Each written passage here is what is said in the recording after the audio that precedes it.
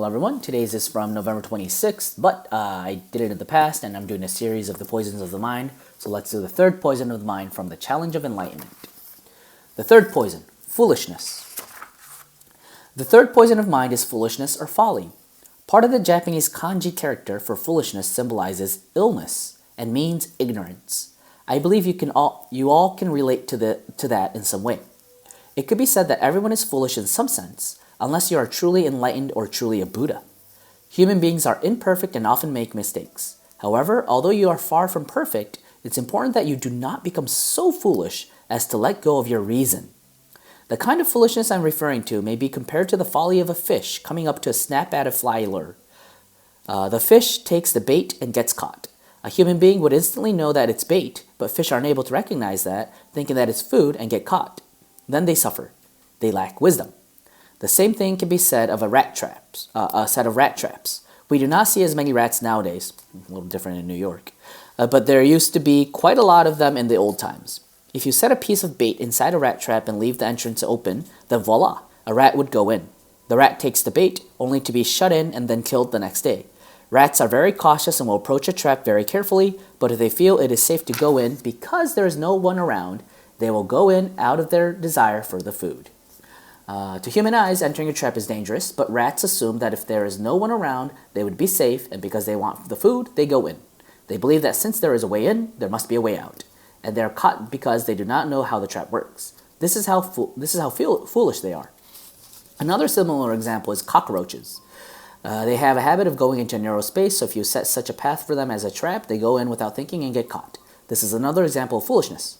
So, it is easy to understand what foolishness is, using other living things as examples, but it is quite difficult to see our own follies. As a consequence, we sometimes fall into traps.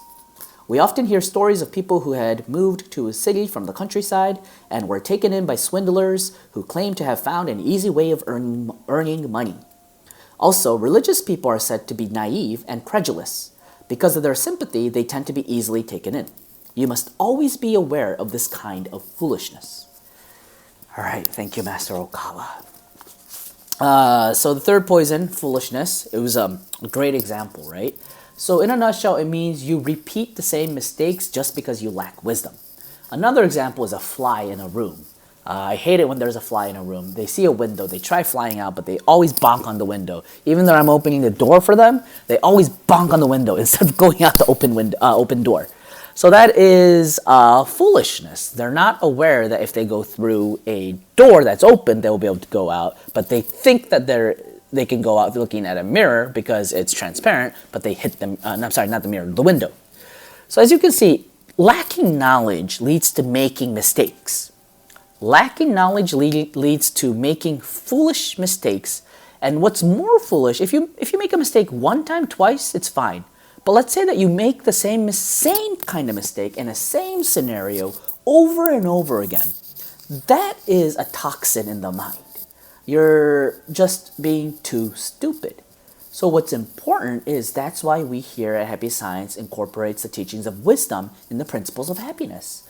Master Okawa recommends us reading a lot of his kyotens and books, good books, to acquire knowledge. Knowledge is power, which leads to severing this delusion called ignorance so that we can start making better decisions for us to be happier. But let us never forget these examples that Master used. It's really good. It's, like I said, it's hard to grasp the poison of foolishness within ourselves. Maybe seeing another person, observing another person, you can spot it real easily. But when it comes to our own selves, it's so hard. So just imagine that, am I being like a stupid animal or a cockroach or a rat right now, making the same mistakes over and over again? If you feel like you are, that is the start of getting out of foolishness. Love and for today. Thanks for tuning in, and see you again tomorrow.